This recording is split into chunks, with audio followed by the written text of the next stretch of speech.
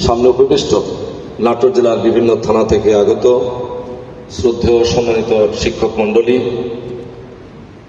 মৌলিকভাবে আজকের এই সম্মেলনের মূল দাবি যেটা, এই বিষয়ে আমি দুটি কথা বলে শেষ করব। জাতীয় পর্যায় থেকে শুরু করে প্রত্যন্ত অঞ্চল পর্যন্ত প্রতিটি সংগঠনেরই প্রভাব ফেলানোর মতো একটি অবস্থান তৈরি করা হচ্ছে সংগঠনের দাবি।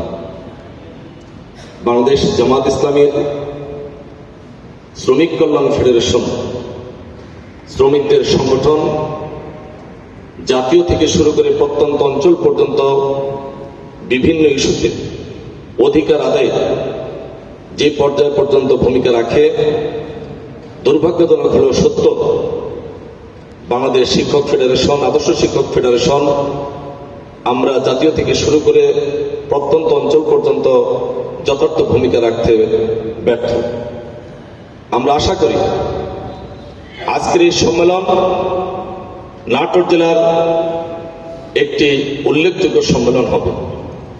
আজকের এই সম্মেলনের মাধ্যমে এই ফেডারেশনের আওতায় জাতীয় পর্যায় পর্যন্ত সমস্ত শিক্ষকের দাবি দেওয়া থেকে শুরু করে শিক্ষকদের অধিকার প্রতিষ্ঠার জন্য অগ্রণী ভূমিকা রাখবে বলে আমরা আশা করি।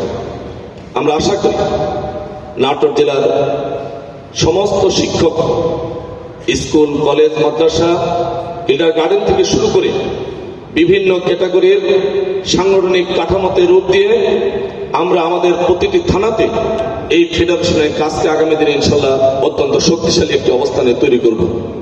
কারণ এই ফেডারেশন যদি শক্তিশালী এবং মজবুত না হয়, তাহলে দেশের চালিকা শক্তি, বিশেষ করে নির্বাচনী পদ্ধতিতে সবচেয়ে বেশি অগ্রণী ভূমিকা রাখে শিক্ষকরা।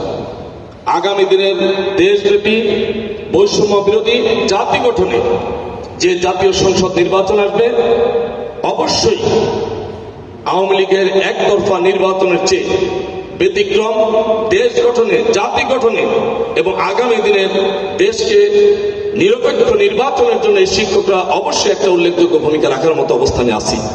কিন্তু দুর্ভাগ্য, আমরা শিক্ষকরা ঐক্যবদ্ধ না থাকার কারণে, অবস্থান না থাকার কারণে আমরা আমাদের অধিকার প্রতিষ্ঠায় ওই নির্বাচনে নামমাত্র কিছু টাকা নিয়ে সেই নির্বাচনে বিতর্কিত নির্বাচন করার সুযোগে আমাদেরকে কিন্তু ব্যবহার করে। আমরা আগামী দিনে এই ধরনের কোনো বিতর্কিত নির্বাচনে শিক্ষকদেরকে ব্যবহার করবে, এই ধরনের কোনো কাজে নিয়োজিত হব না ইনশাল্লাহ।